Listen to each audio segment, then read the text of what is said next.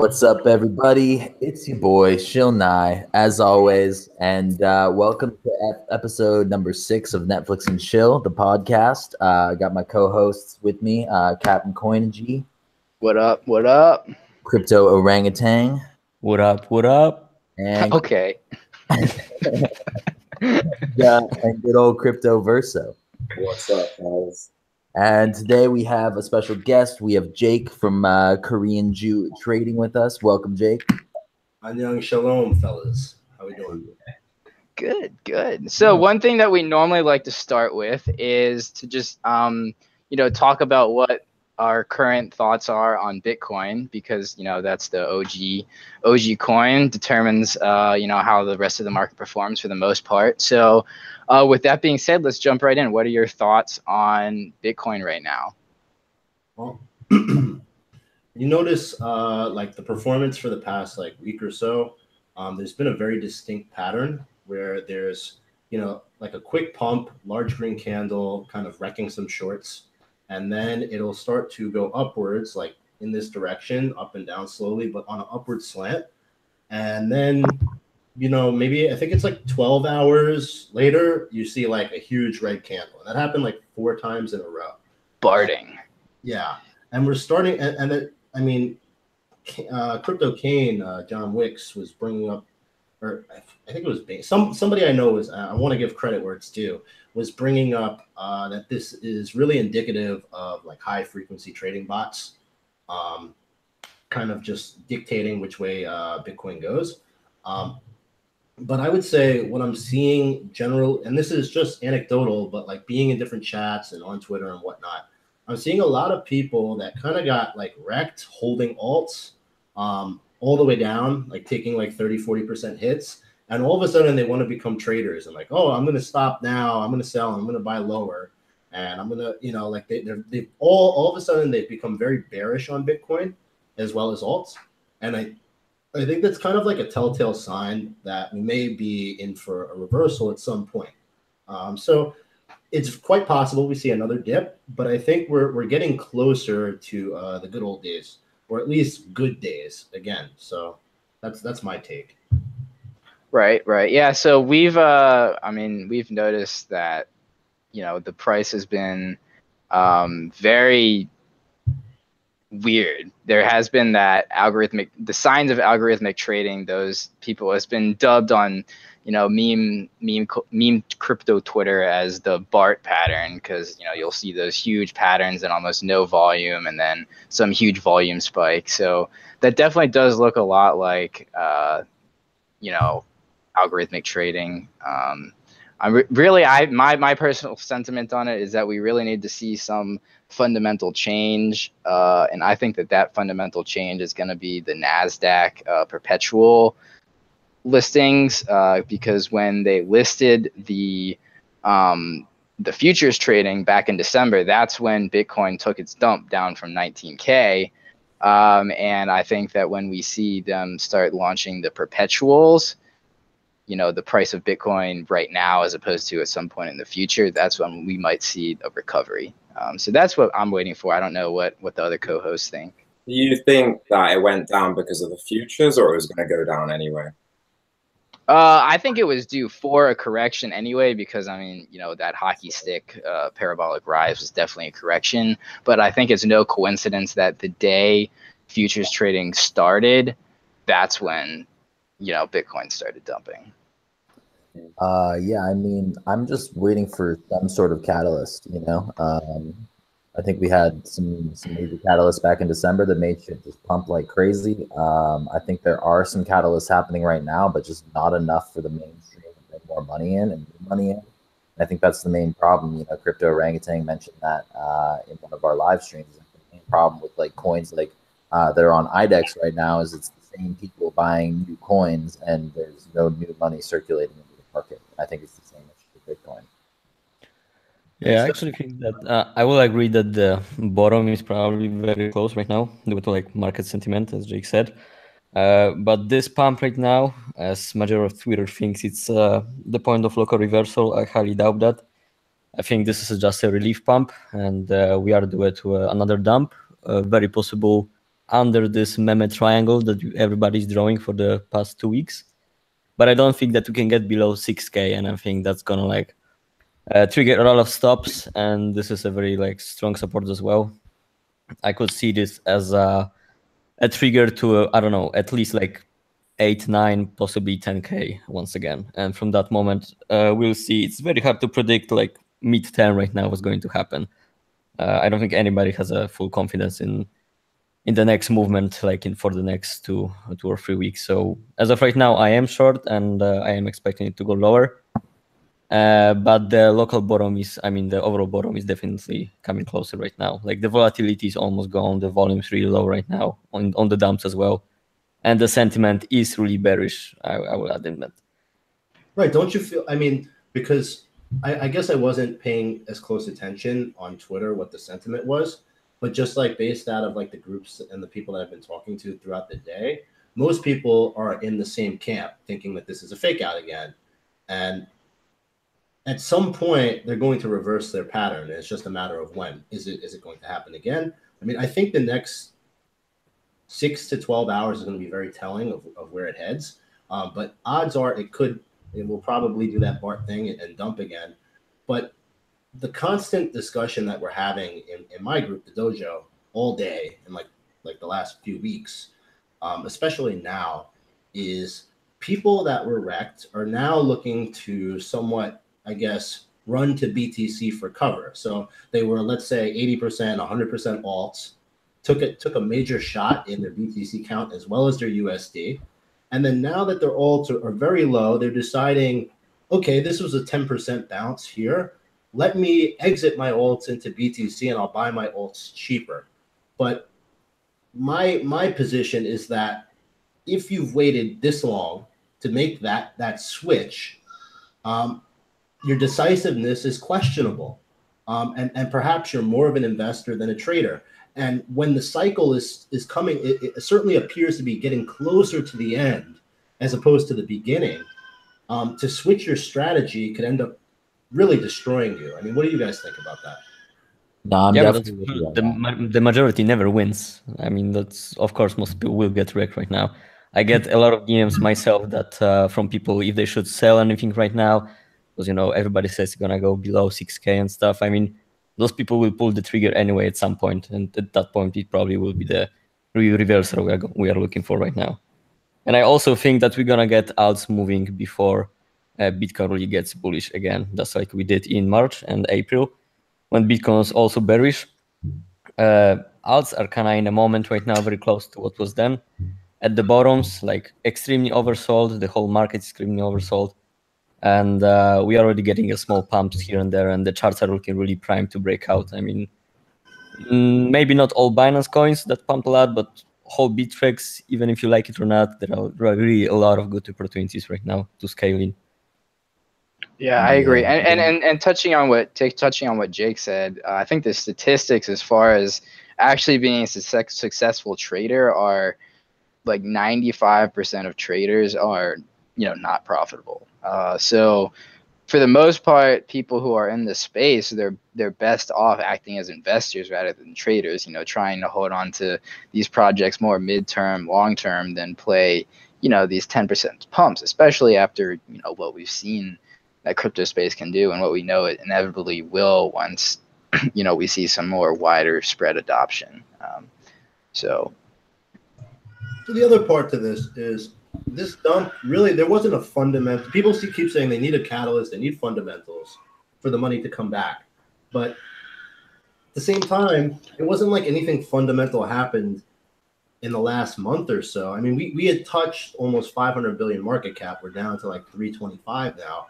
But in that time period, specifically right around consensus, where we started to get some serious dippage, it's not like something fundamentally bad happened with crypto. In fact, it's the opposite. So to me, I really think the money can re-enter the same way it exited. My take. Yeah, I'm with you on that. The thing that interests me the most is the fact that we've had bullish news. Like there isn't any bearish news right now.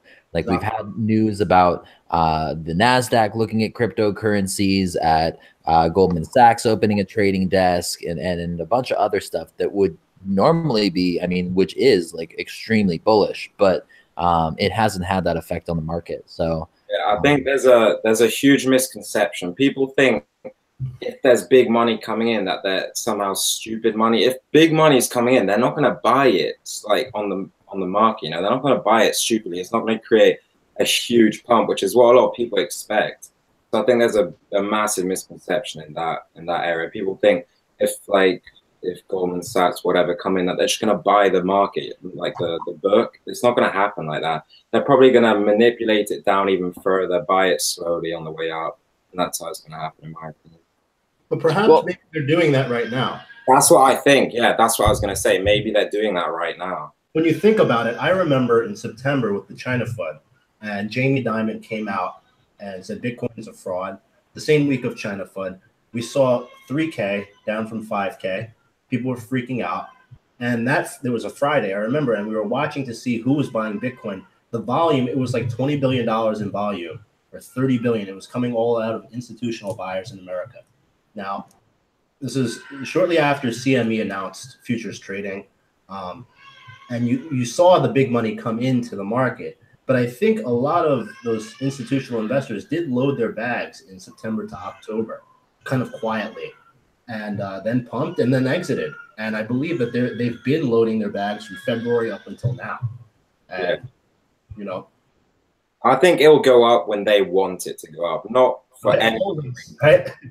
Well, so here's my opinion. Back to these future markets opening up right at the top of the bull market, is that they shorted the living hell out of it in December, and to get their entry. And so this whole time when we've been touching 6K, 7K, this is when they've been loading up, and then finally when they close those shorts and buy back all the Bitcoin that they've borrowed, that's when we're going to see some big spike. And from there, they're just long from there. And then after that, they're out until we see new all-time highs probably.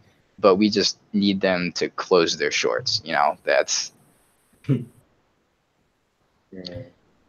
yeah, I'm with that. And I think we have some time, I think people are screaming moon, like we want Bitcoin to like break 10, break 15K, go to an all-time high again. I just don't see that happening like in the short term at all, like not even the next few months. I think we have possible. Nothing really happens in the next few months, just a really boring market. Yeah, I mean, I think there's ways to make money. I think you can trade some alts and make some good trades in there and make some good money still. But I just don't see us having a major December, January, end of the year run for a while. I mean, we're still kind of recuperating from the last one. So how long do you think the bearish market lasts? I mean, nobody really knows, but I would guess that we're going to see some like good movement, like Q3, Q4. Like that would be my guess. Not too long. No, it's not too long. No, but it's definitely not what everybody wants. Everybody on Twitter is like, at least a lot of the talk on Twitter is all about they want it to happen in June and July, and I just don't see it happening during the summer. Yeah, that's the thing. Nothing's going to happen when everyone expects it to happen. No, sorry, go ahead. Yeah, no, I agree. I think that when everyone is expecting something, that's when it's least likely to happen. For example, the consensus pump that everyone was talking about, it literally did the exact opposite. Yeah, someone wrote comments. Yeah, that's a great example, but it's certainly happened a lot in the past. So yeah, I mean, because I remember back when we dipped from 19K down to like 14 or 13K. Everyone's like, yeah, we started the bear market, blah blah blah blah, but we'll probably be back, and we'll probably be breaking 35K in May or June. And so those are the standing predictions that have been here for several months at this point. So obviously the market is moving to not follow that. Yeah, but everybody likes talking about what happened like previously on the market, like in 15, 16, 17.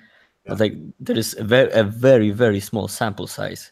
You cannot really predict what's going to happen in the future based only on one example. Like we literally have the alt season prediction every single month right now.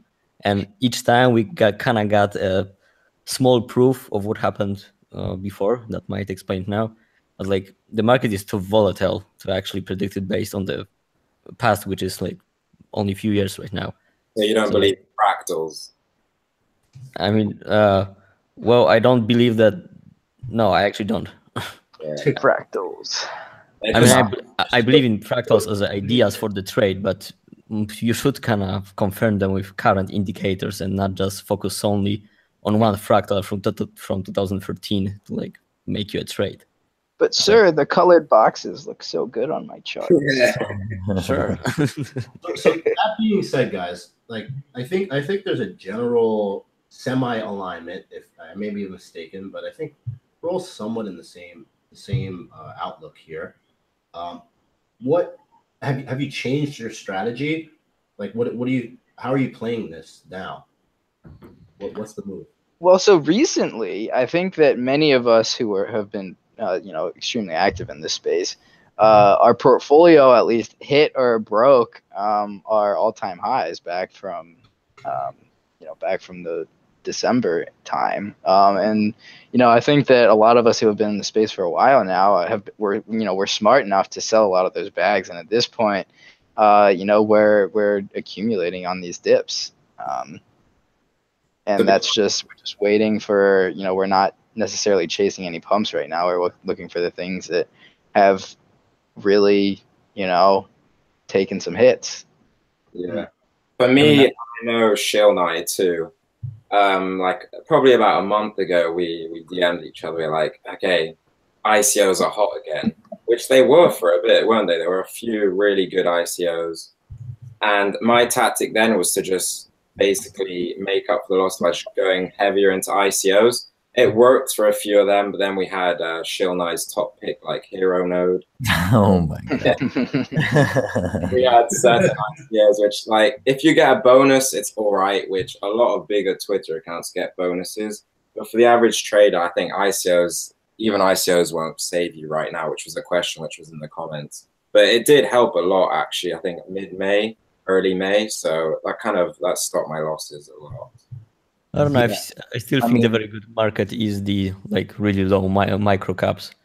I mean, those never get really affected by Bitcoin moves, and you only need to get like few to really like make up your portfolio losses. Like these are if you can catch them really really low, and you can it takes even 2 weeks to accumulate one because like the liquidity is from nowhere. But this is like the good play for any kind of market right now, especially right now when there's a lot of kryptonite coins and there is a lot of hype up about it. So this is a good spot right now when alt's not really moving on big exchanges. This is a perfect spot to go dig through the biggest shit on Bitcoin talk there is out there and just get those timestamps when everybody is catching those 10% Bitcoin moves. Yeah, but I mean, like, look at XTL. I notice when there's a bearish market, there's a trend on Twitter. You'll get certain people, like, that will shill really low caps because they genuinely do believe in them. And they'll go up from, like, for example, let's take Stellite XTL as an example. It went up from about 8 sats to about 16, I believe, something like that. But then they always just dump like a day or two after. I know that's general terms for most trades, but I mean, in bearish markets, that happens a lot. There'll be a fee. Yeah, but I do not treat those alts as microcaps anymore when everybody knows about them and they already pump like times 20. That's not how current microcaps. Yeah, because we were buying XTL at 1 or 2 sats just a couple months ago. Yeah, it went to 28 and everybody suddenly knows what it is. It's a regular alt at this moment and it kind of goes by the cycles as every other one. I really like the low sat coins, like stuff that's like under 10 sats. For hype plays. I mean, let's face it, you don't have to like it, but do you like making money? Either yes or no, I mean, it's pretty obvious that this market is extremely immature. It's not always rational. Some of the stronger fundamental projects don't get any love. And people are just, because no money's coming into the market, they're just moving from one coin to the next. So if you capitalize on that, I mean, great, go for it. I mean, looking at like, what is it? A silent notary? That was like 1 Satoshi. And I bought it. It was already up 40%. It was around like 18 Vitalics. And now it hit almost 40. It hit 49 today. This was like 2 days ago. And even though it was up 40%, I was looking at its market cap, where it was versus ICO, and the amount of volume it was getting, the amount of hype that the pumpamentals, as we call it. And it was pretty obvious to me that it was going to continue to go. And I still think it has another leg in it.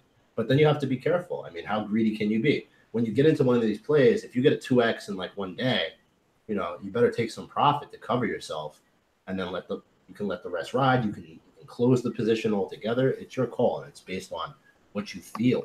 But these low cap coins can go 3 to 5x in a matter of days pretty quickly. And if you hit a couple of those, like CNN earlier this month, that was another one that did like 7x in like a week. You know, it can really help you in these down times. So you gotta And hunt for those. Pondy took advantage of that. Pondy X, they changed their whole coin system, and they turned it from I think 1,000 to 1 airdrop or like exchange, and look at what happened. Right. I think you broke up for a second there. What'd you say? I said weren't they doing a buyback, like they were locking up the coins? Yeah, they were. A lot of people spoke about that. Yeah, but it wasn't that big of a buyback relative to the volume on exchanges. What they did was they had the coins from the ICO, and they changed it for like it was a swap, 1,000 to 1 swap. So they were, you know, purposely taking advantage of people that don't understand market caps. In my opinion, we talked about this in a previous podcast, and I don't know if you can say that's part of the reason why it went from 10 sats to over 150, but I think it definitely helped. Absolutely. So, Yeah.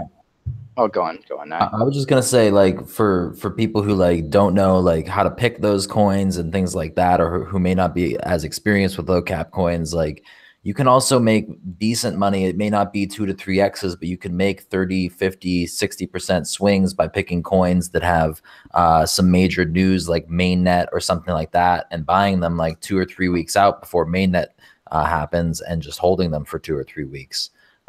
You know, we've seen it happen with a couple coins, and you just got to make sure you exit correctly, because as we've seen with like TRX, you know, TRX has mainnet in a few days. It went from like 800 Satoshis to 1,000 Satoshis, all the way back to like 850 Satoshis, all within a matter of like, I want to say 4 or 5 days at most.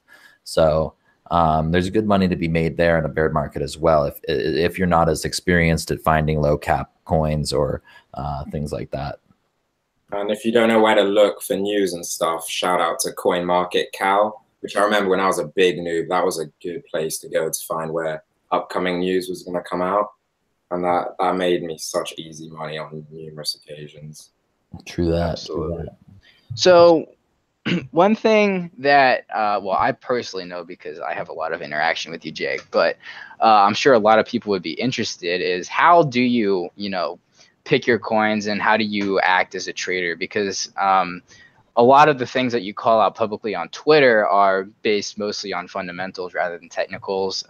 You know, no one really knows you much as a technical trader. So what is your process in, you know, finding these gems that you buy into? It's a combination. Sometimes, so like SNTR, nobody shilled me on that. Sometimes I'll look in my DMs, and my DMs get flooded. I mean, let's face it, people want me to like shill their bags or get into their coin all the time. I get that all day, every day.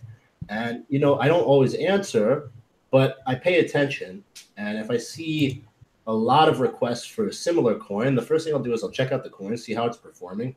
If it's already up like huge, then I don't even bother. If it's kind of flying under the radar, then I'll start to do some preliminary research. And thankfully, I have a group of people that help me with that as well. But I would say it's a variety of ways. So like Silent Notary, for instance, I was just on IDEX trolling around. Wasn't looking for anything, and I saw this coin. It was only at 18 Vitalics, which is like dirt cheap. I had to look in like, how many sats is that? Is that even a Satoshi? And the volume was picking up like really heavily. I think it was in the top 5 volume. So I started to look at the project. Then I started to search the cash tags to see if anybody was shilling it or talking about it. And one guy posted something about how it's master nodes and a lot of stuff is coming. And, you know, I started to research it, and then just my gut just told me, you know, this is worth FOMOing into at 40% up. and it worked out really well for me.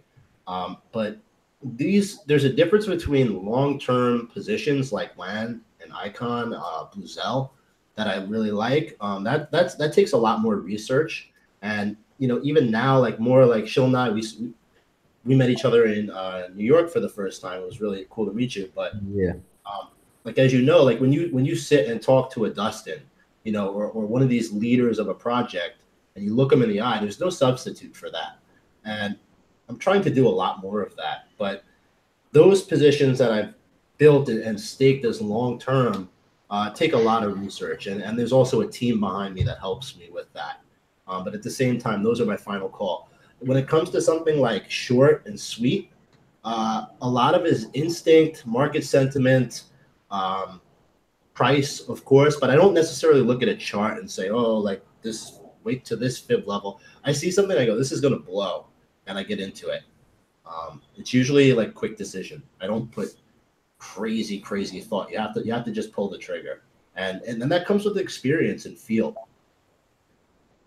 So your gut has treated you well. Oh yeah, of course. I've always gone, not always. I mean, I used to do things very differently when I first started, and basically since I started using my gut heavily, this was around September. Like, so people keep saying like, oh yeah, people from last year don't know what it's like to be wrecked like this and blah blah blah. Like, people got wrecked. I started in June last year, and I watched 3 reckonings happen in those 6 months, like serious, and they were way faster than this, and more. They were more violent, really. When you think about July, leading up to Bitcoin Cash Fork, that was a huge dip. In a week, you lost half of the market cap, and that was really fast. September, the same thing happened again. I mean, we were down to like almost 60 million. After a recovery, we went from in July down to 60, then back up to about 120 in August, then back to 60 again, something like that. In September around China FUD, and then I think it was November with Bitcoin Gold. The Bitcoin Gold fork, alts got wrecked. The market cap didn't get destroyed, but anyone that had alts got absolutely like battered again. And then in December, so it was 4 separate times. In December, when Bitcoin went all the way up to 19K, alts got wrecked again. So for people that think that like if you made it through last year and you made a shitload of money, like that you were lucky and it was like throwing a dart, people say that all the time. But I know for certain there are plenty of people that didn't do as well as you think. And there's a big separation between those who did, 10,000, 50,000x, these type of numbers versus people that did 2x, So it's not luck, if that's what people think. Totally, Absolutely. dude. And that touches on a super good point that I'm always like really I really talk about a lot, is like a lot of people in the market are also always saying like, oh, don't follow your feelings, you have to be numb to the market, you can't feel things. But like, well, if your feelings suck, that is true. Yeah, true. Definitely. Definitely. Well, I think most people are feeling, and what they're feeling is fear. They're guided by fear. They're not actually listening to their gut, which is a big difference. But no, I'm with you on the gut statement. That's how I do a lot of my trading. Yeah. Sorry. All the DMs that you get of like, I knew I shouldn't have done this, but like I FOMO bought X, Y, Z. So like, what should I do now? Like, that's like one of the most common. I kept finding myself, I knew I shouldn't have sold. I knew I should have bought. I knew I should have sold. I go, all right, anytime I think I know something, I'm just going to do it. I'm not going to think about it. I'm going to be laser focused and decisive. And I started to do that. And there were times where I'd enter a position and I'd be like, this is going to go to this level. And honestly, it happened to me with Silent Notary. I said, Silent Notary is going to get to 50 Vitalics, like damn near close to it in a short period of time. But I took profit around 34, and then I'm like, I knew it though. I knew it. I said it. But why did I do that? I didn't go with my gut, and it cost me significant more, a larger percentage. I mean, it was a safer play, but I knew in my head, I said 50 Vitalics easy in a short period of time, and it'll probably test 100 at some point soon. And here I am selling like an asshole at 34. You still fuck up, even though you've done it a million times. So I hear you, man. Every time I do that, I'm like, all right, I'm gonna go with my gut. I gotta go with my gut. So it's not people are always necessarily wrong. So if you're always wrong and your track record is wrong and you're like, then don't do it. No. if you can learn how to counter trade yourself, however, Yeah. that's so. Yeah. It's like gambling with basketball. I knew a guy. This guy was always wrong. I'm like, what are you betting? I would pretend to be his bookie and take his bets, but I would counter bet his bets. Like I didn't care about winning the bet from him. I just wanted to bet like 10x what he was doing. Opposite. Tell me what this guy is betting. I know. My actual best trade, I think, was with my gut, 100x, Colex. Colex. Yeah. I was the first to shill that on Twitter before anyone. It was one of the only tweets I ever put out. And it was just my gut. Obviously, when you say gut, you don't just see the name and be like, Colex, that's going to be 100x. You still do your own research. You look, obviously, like there's research that goes into it and stuff. But I think your gut instincts are very underrated. I've definitely looked at a coin and liked the name and been like, I'm buying this. I mean, I think we've all done that. There's definitely some coins where I've seen the name and I was like, there's no way I'm buying this as well. That as well. Yeah. Yeah. I think I didn't buy Sophia TX because SPHTX looked too much like Sphincter coin, and I just couldn't do it. I know Moon didn't buy Pundi X because he was like, oh, it's such a shit cash tag, and then it went like 10x. Yeah. But we're emotionless traders, aren't we all? Yeah. Well, anyway, speaking of shilling stuff, the name of this podcast is Netflix and Shill. So I think that we should get into the meat of our podcast and start talking about some of our favorite projects right now. So Jake, is there anything that you're looking at right now that you think people should be taking a closer look at? There's a couple. Unibright UBT looks really good. I like that one. Do some research on it. It's kind of like bringing up Sophia. That's why, it's a similar project, but you're getting in at like a way earlier price. So they have some really nice partnerships. Like Microsoft, big clients, Samsung, I think Nestle, a couple others. Data Dash is part of the advisory team. And trading like right around ICO, I think it's like maybe there's also a mistake on CoinMarketCap overstating the actual cap supply by like about 20%. So like I think it's around like, I don't know, I want to say like 14 million market cap, maybe less, something like that. I think it has really nice potential actually down the stretch. So UBT is something I like. Morpheus I think leading up to their airdrop, you're going to see more hype on that one. It's a pretty decent project, supply chain type thing. WAN, I'm like uber bullish on WAN chain. I think as some of these newer ICOs on WAN start to go up, and be announced, it's going to get really hot. And looking at where it stands in the market cap, now WAN may not make you 20x. That's not my projection.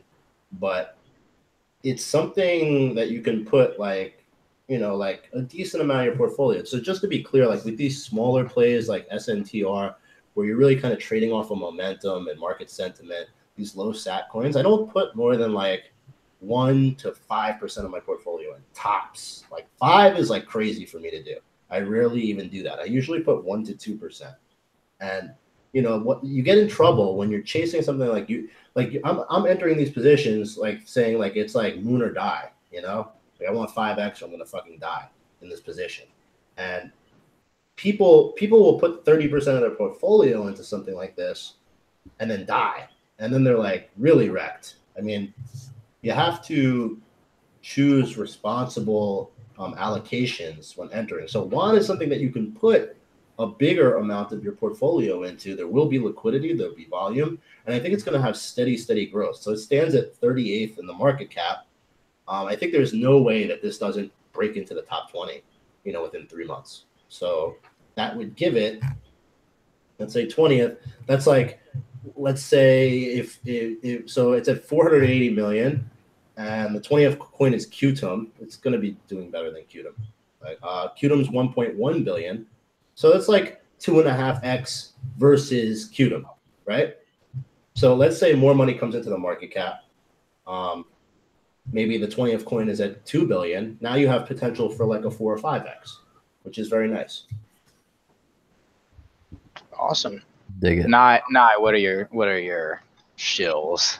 I'm not really gonna shill many alts today, just because I'm not in pretty much any alts at the moment. I'm just kind of sitting around doing some research and waiting for Bitcoin to make a clear decision here in the next couple weeks. But what I will shill, and it's not an ICO, but it did have a private sale. It will be listed soon. It's called HashGuard. Now, HashGuard was brought to me by Mac. He's a cool little trader dude, guy I talked to a lot. He brought it to me a few months ago, told me to keep it on the down low. But now that the whole world is pretty much entered into their Telegram, I feel like I can talk about it. Mac is a fucking admin in my Telegram, and he didn't tell me about this. Guys, yeah, all right. Fucking Mac, man. Anyways, yeah, he. See how you giving it up. So Fenbushi invested in it. BK Funds invested in it. Their strategic advisors are freaking ridiculous. It's got like Sunny Liu, the co-founder and CEO of VeChain, and a whole bunch of other real high-class guys. A founding partner of Fenbushi is also an investor. Team looks pretty solid. It's one of those Chinese projects. I'm going to write a full article on it soon, but it's like one of those Chinese projects there's definitely some risk behind it, but also like a huge potential for reward. It's not trading right now. It's not having an ICO. They're only doing a private sale. And I think the private sale is actually complete already. I think it's already filled. So I'm going to be watching out for this one for when it hits IDEX. This is HashGuard, right? Yeah, HashGuard, exactly. Some breaking news on them, actually. They have a new advisor. David Gokhshtein has actually just signed on with them. All right, dump it. He doesn't know if I'm kidding or not. Can we talk? I'm sorry to interrupt you, but can we talk about that? Yeah, let's do it. I'm done. Yeah, and I think OCN is something good to talk about as well. But like, I didn't know what to think about that. I'm still like, I don't know. I was not surprised. You weren't surprised that they parted ways. I mean, I was not surprised that they did partner up. I think that, I mean, it was a very bad move for them, but it kind of got into like the style of play they were doing at that moment. Yeah. I mean, for me, they literally are trying to do everything they can to pump the price right now, and this is like a really low move that they instantly regret. That's why they parted ways with him after 11 days. That was a good recovery, but there's still some saltiness left after this. I don't know. I think that at this moment, everybody expects them to like pump the news and do announcements of the announcements and just act like Tron did. So I don't think that they can kind of hurt themselves anymore.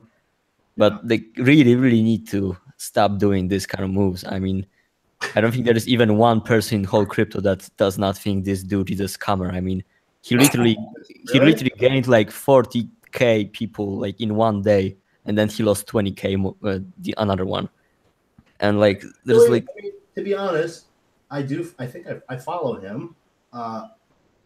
He did all of a sudden have a shitload of followers. I don't know where they came from, but you know, like I don't know too much about the guy, to be honest. But it was clear, like there was like a major backlash. That was like terrible for OCN. And you know, at the same time, I advised 2 projects myself, and I kind of feel for the guy. Like for him to get that role was like that was big for him. You know, personally, I'm sure he was very excited about it, and to get that type of reaction, I mean, it's a fucking nightmare.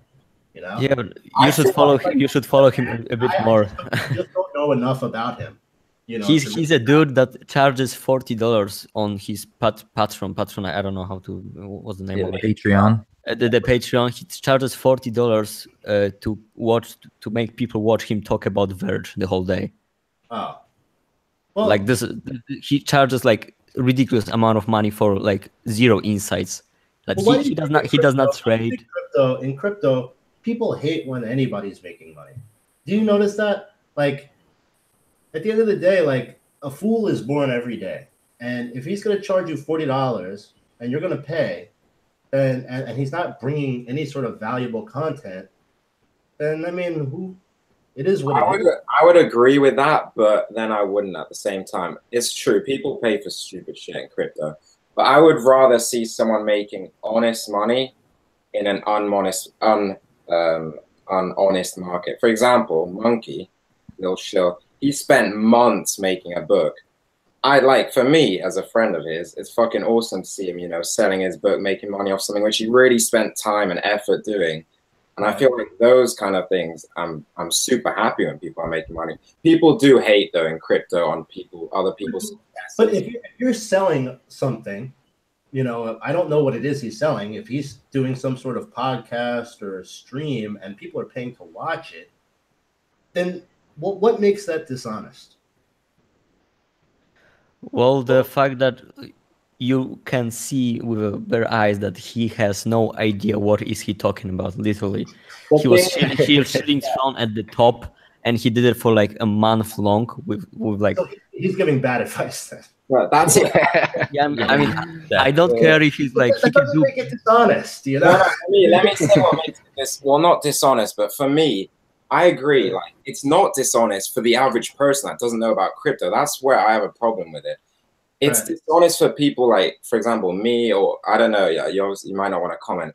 For me and other people, because we know about crypto a lot more than the average person. What makes it dishonest for me is I feel like he's using the naivety of like the noobs that are coming in to make them pay something. That's why I kind of have a problem. So he's tapping into, more like retail. Yeah, he's tapping into what I would see as vulnerable newcomers. Like he's basically riding all the like communities. Kind of like Superman's Exactly. That's why I'd have a problem. Not because he's making money. He's smart. Like, don't get me wrong, he's smart for doing it, but I feel like maybe he's taking a bit of advantage of vulnerable newcomers, and that's why. The reason why, like, because I'm somebody that I've given a lot, I've been rewarded, but I try to give the best advice I can give from my own experiences. And I guess one thing is I did a sponsored video. There was only one. And in the beginning of the video, I said, I talked 5 minutes about how this is sponsored and, paid for this, but the project actually has some things that I like about it, but this is why I'm doing this. And in that video, I also said, it's not like I was like shilling the shit out of the coin. I said, look, there are two scenarios here that could happen. This was Luckbox ICO. And if they get their license out of Isle of Man or Britain, if they get a license for gambling, then this could actually end up being a nice participation in an ICO. If they don't get it, it could go horribly wrong. So these are the risks. And the backlash from me doing that and admitting I got paid to do that video was really, it was bad. Like I guess I shouldn't have been surprised at all, but it was just kind of weird. Like, yeah, it's weird, isn't it? That when we come out and you're honest to people and say I've been paid, you get people that don't even say it in the first place. We all know there's a lot shit.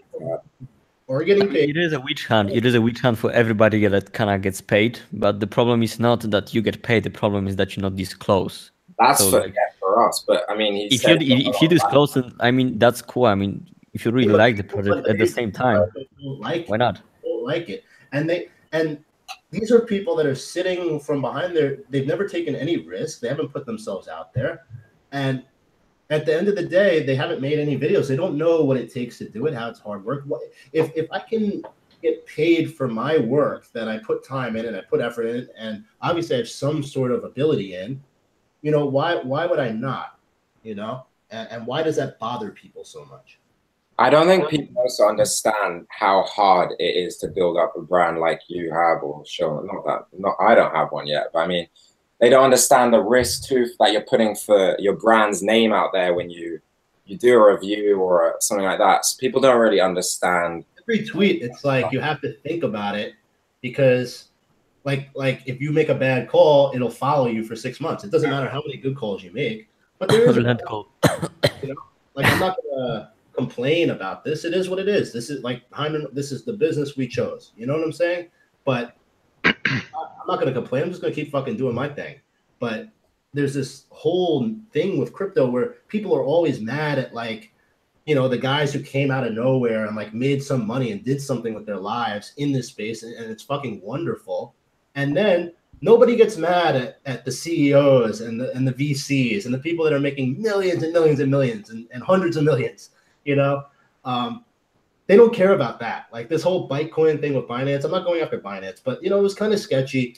You think these exchanges aren't in cahoots? Like it's some sort of, you know, hey, I'm about to list this. Like that stuff happens. And it does. Yeah. Forget that plus the manipulation and all the stuff that's going on at a high level. There is no outrage with that. You know, you see people go after the low-hanging fruit, and you know, it's like the crabs in the barrel. Well, absolutely. You know, it's easy when people are looking for someone to blame. You know, if someone doesn't make money, or they lost money, or they see someone who's doing better than them, you know, acting out of jealousy and anger, they just want someone to blame. And that's, you know, that's just how, you know, that's just basic psychology, I guess. And, you know, as far as these larger scale manipulations go, there's no, you know, one person who someone can, you know, talk shit on Twitter to any effect, you know, and so they just look for exactly this low hanging fruit. And, you know, I think that's what it is, and you just have to ignore it. I mean, there's nothing wrong with big guys coming in and making good money because they did put hard work into it. But I do have problems with, for example, people coming in and doing crap like crypto all-stars and scamming people at the same time doing it. I mean, we may have to differentiate if somebody does it honestly, or if somebody actually just wants to make money off of people, and then he kind of gets praised anyway, like those people who are doing it the right way. I think everyone kind of gets lumped into one bucket, you know?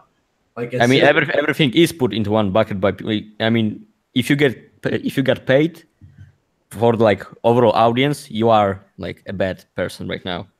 It shouldn't be this way, but like because there's so many people that do not disclose when they're getting paid or do scammy shit, that's how the good guys also get wrecked by this. And there isn't really much that those guys can do about it actually. So, like, the reputation is like critical, man. There are certain people, I'm not going to say names, that are so obviously shilling, but because it's become, I don't know, acceptable because of their kind of their face on Twitter, they're never called out. And most of the people in this chat know who I'm on. Hashtag I have a bag. It's crazy, man. Like, that's fire. Oh God.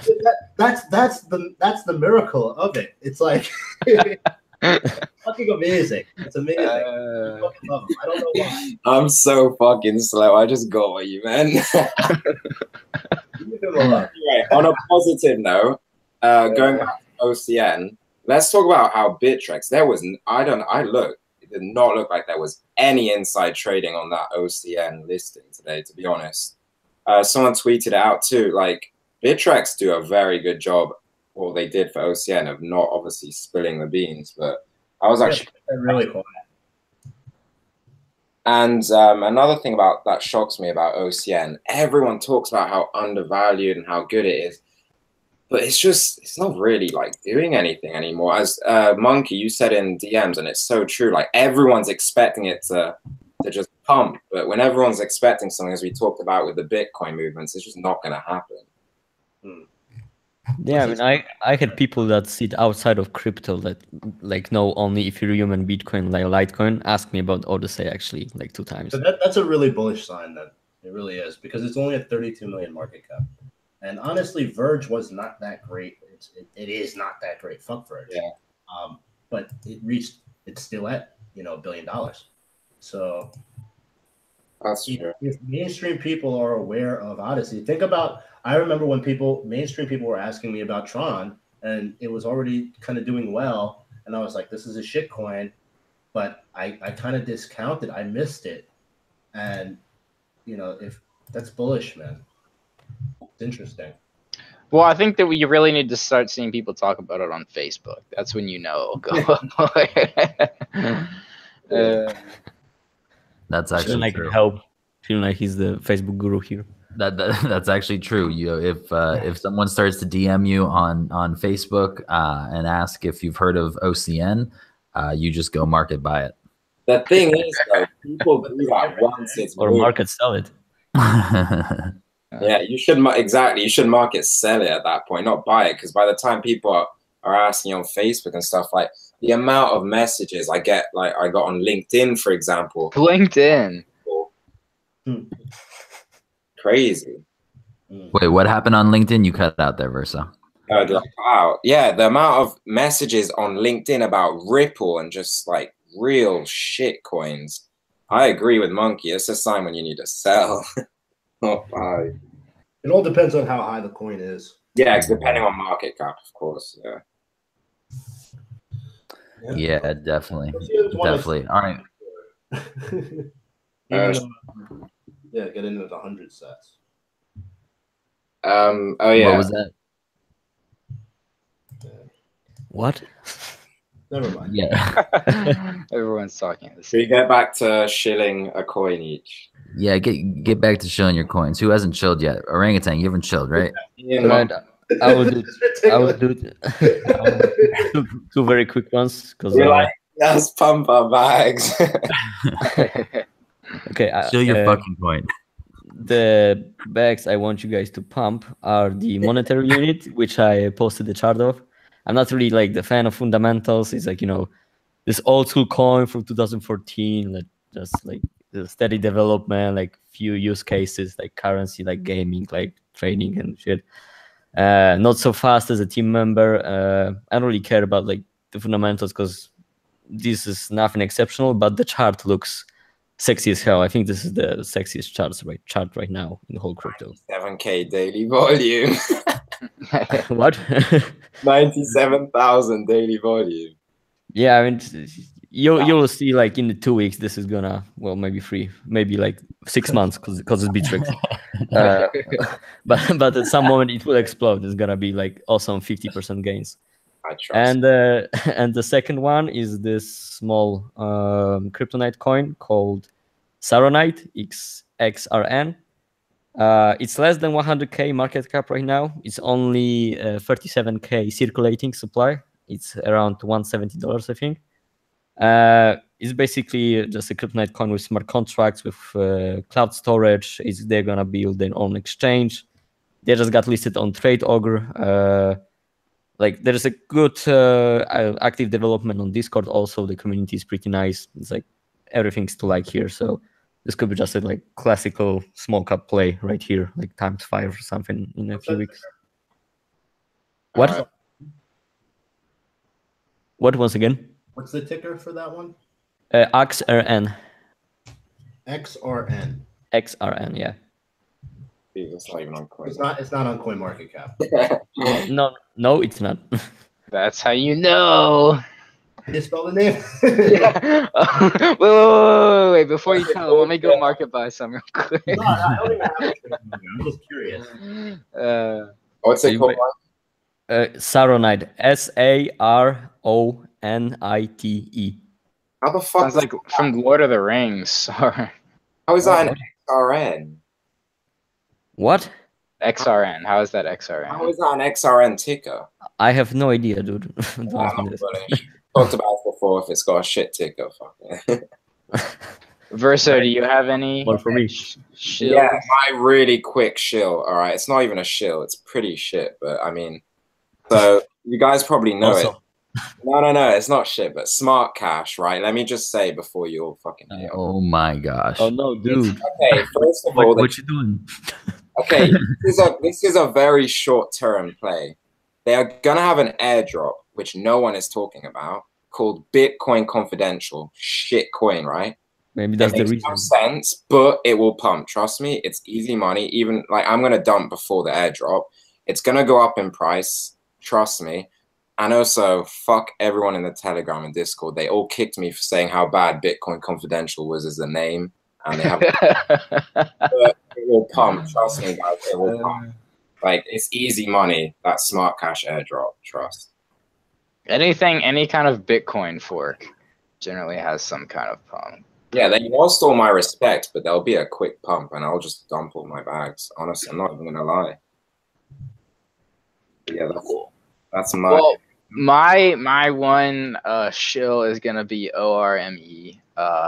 Buying it mostly based off of the chart. It is just completely bottomed out. It's on Cryptopia, small market cap. What's the name once again? ORME is the ticker. Oh shit! Good volume for its market cap. Yeah, and so it's just completely bottomed out around 10,000 satoshis. And it's one of those, gold-backed currencies, I guess, is what they're going for. So, I mean, I'm not really buying it too much based off of fundamentals. I'm just buying it because, off of this support level, we've seen, 2x's, 3x's, 5x's. So, I'm just waiting for the next run from here. Isn't there like a saying in metal trades that never buy metals that you can't hold in your hand or something? Dig did pretty well for itself. Big. That's a metal one, so I don't know about that, but yeah. ORME, that's mine. Captain, can you just can you shill us T-bar real quick before you're done with your show? Yeah. So there's this really cool coin. SEC just shut it down. Super bullish on it. Yeah, don't buy T-bar. If anyone offers you a sweet OTC T-bar deal, don't take it. It has a nice volume though. I'm surprised you didn't get him back with a little lens, talk about LND for Shill 9. I mean, it's overdone, man. Everybody knows that joke. Minus 75% gains. I just wanted to ask you, Jake, because Captain's a bit stupid, right? You forgot the actual start of the podcast. You're supposed to say how you got into crypto and stuff. Oh. So, do you mind telling us your story quickly? There's nothing exciting about it. I saw a friend of mine posting screenshots of CoinMarketCap on like Instagram, and it was kind of like dabbling in like stocks on like Robinhood, and actually it's kind of interesting now that I think about it. So that kind of sparked my interest because I saw the percentages, and this was around like April, and shit was going like 30%. I'm like green. I'm like, what is that?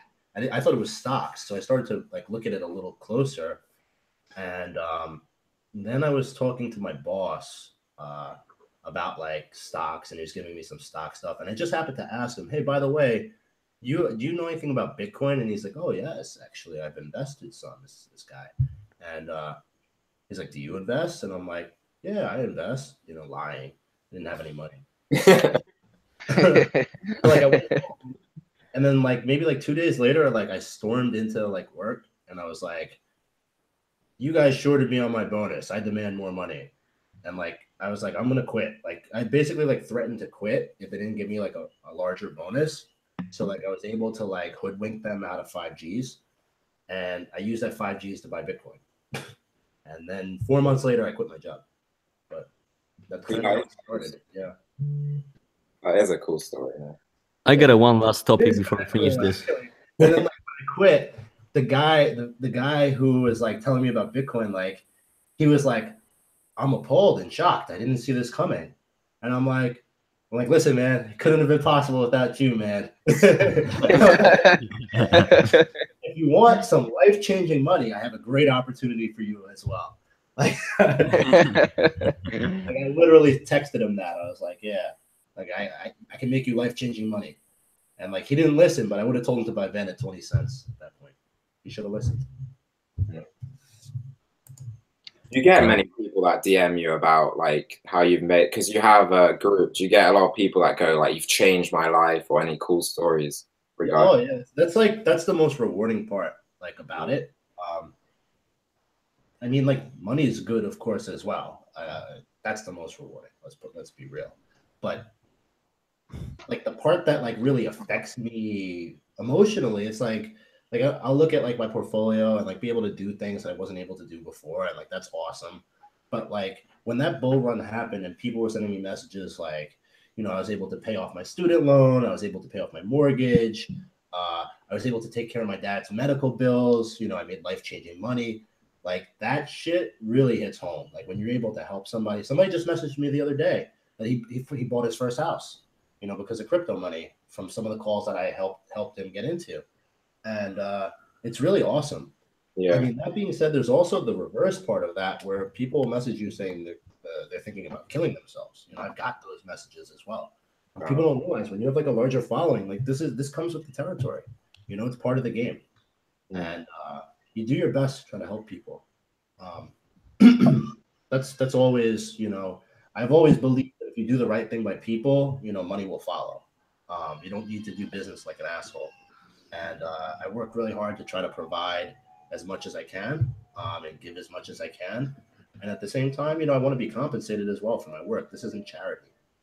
Although, people always ask me, like, what do you want to do after crypto? Or like, if you do really well, do you have any plans? Like, honestly, charity would be something that I'm very interested in. I want to help other people, specifically Americans in that may think their situations are bleak, like perhaps like inner city or whatnot, that have no concept that entrepreneurship is something that's possible, and kind of like help people start their own businesses. It doesn't necessarily have to be crypto, but the situation right now is kind of fucked up for a lot of people, especially, people that are coming out of college with major debt and they're like working jobs and that are not paying them, for their level of expertise or whatnot.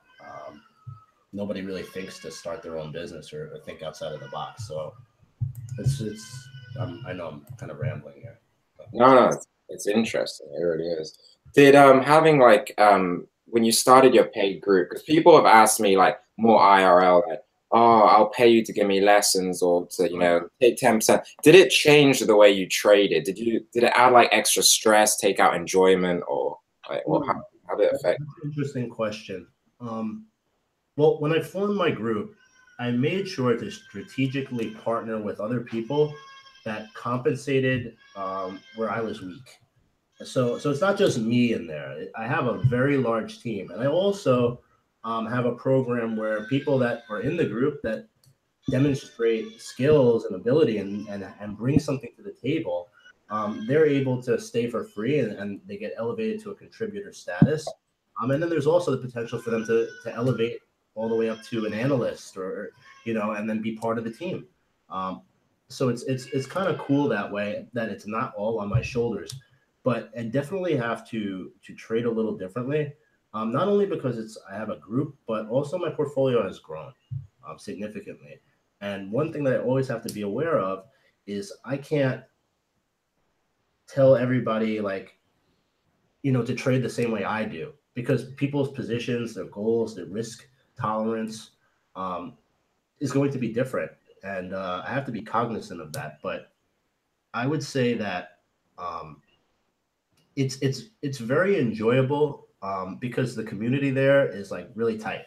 And when things aren't well, it hurts. It hurts. It's like I've gotten past the point where like if I make if I'm watching my portfolio go down during like a downtrend or whatnot, I don't really care. Like, I mean, I care.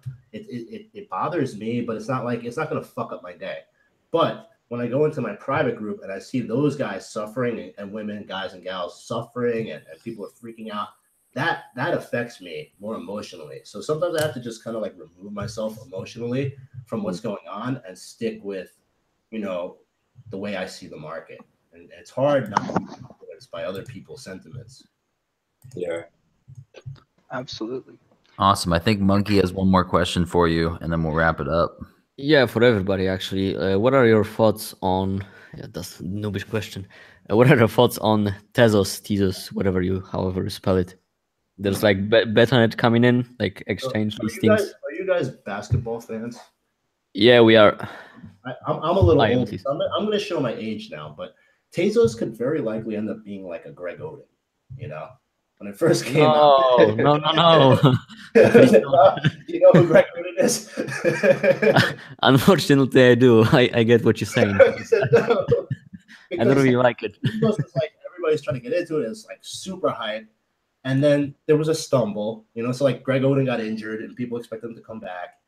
I mean, I don't know. I don't know. I don't know. It's just something that I'm kind of staying away from. It's lost my attention. Yeah, I agree. Word.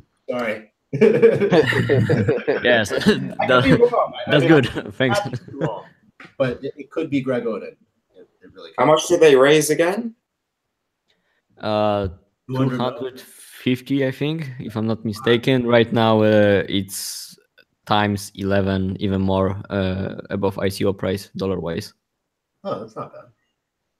Yeah, for a like 1 year hold, I mean, Yeah, it could have been a little bit that's a better, lost but opportunity. Dollar.